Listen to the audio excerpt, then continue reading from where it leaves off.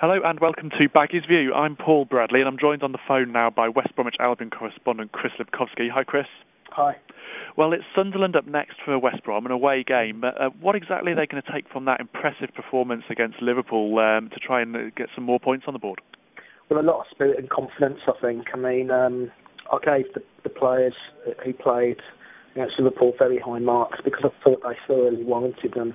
It was probably for me the best performance of the season in many respects because they were so disciplined and organised throughout. It was a real team performance, if you like, where any one of about 6 or 7 individuals could have taken the Man of the Match award, and I think they'll go to Sunderland very confident.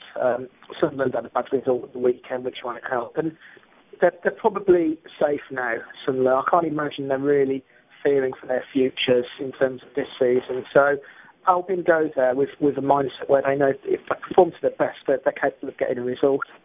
And we've spoken a lot before on Baggies View about the unity that's coming into the West Brom squad now. That was on show again against Liverpool, wasn't it? It was. It's not just the obvious unity of players being happy with the manager. It's what he's brought to the team. You know, if you see West Brom concede the ball now, or when they don't have the ball, they defend very quickly in numbers.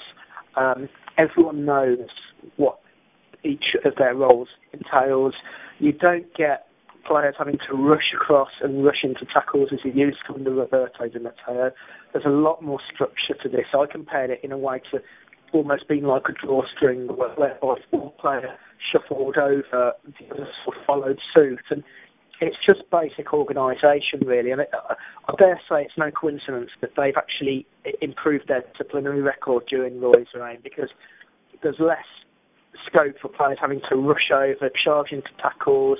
There's less last-ditch defending. It's all a lot more organised and a lot less chaotic, if you like. It's all very organised and structured to a way that they're just very well drilled at the moment. And you go into games knowing that if they can get a couple of goals, they've generally got a good chance of winning games. And I wouldn't be surprised to see them get another clean sheet this weekend, which would be their first clean sheet since they last played Sunderland, because I think they can go up there with no fear.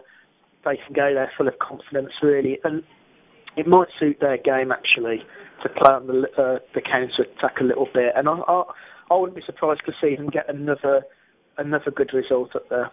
And they can really take confidence as well. By the way, once again they kept Andy Carroll quiet, and they even got to him a little bit in the stages, didn't they? The way that he was kept quiet and out of the game. They did. Both Maite and Olsen were superb in that respect. They completely took over the game in that territory. Carroll and Suarez were fairly non-existent. Suarez was reasonable. I think Shana had a lot to do with Suarez's lack of influence, if you like. He played a very key role in front of that defence, certainly cutting out a lot of the ball, soaking up a lot of the pressure in that part of the field, just in front of his own back four. And that reduced Suarez's impact. I thought Carroll struggled against Olsen and Maite. He tried to get the better of both of them, and he was second best most times.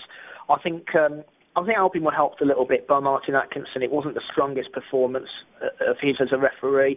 He did allow Albion to get away with a little bit more than they probably would have liked. But it's part of the game. It's part of the whole rigmarole of trying to keep a player quiet. You know, you push it as far as you can, and if you can push it some more, you push it some more. And full marks to Olsen and Maite in that respect. They knew exactly how far to push it. They kept within the boundaries of legalities, but they did a job, and they kept those two players quiet in particular. OK, Chris, well, thanks for that today. It's Sunderland up next for West Brom, away on Saturday.